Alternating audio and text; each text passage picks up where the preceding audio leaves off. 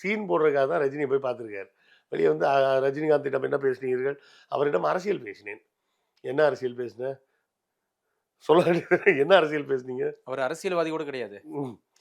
So இது பூரா சும்மா ஒரு ஷோ காமிச்சு தன்னோட இருக்கக்கூடிய கட்சி மிச்சம் மீதி இருக்கிறவனும் போயிடக்கூடாது அப்படின்ற நோக்கத்தில் தான் நடத்தப்பட்ட ஒரு சந்திப்பு.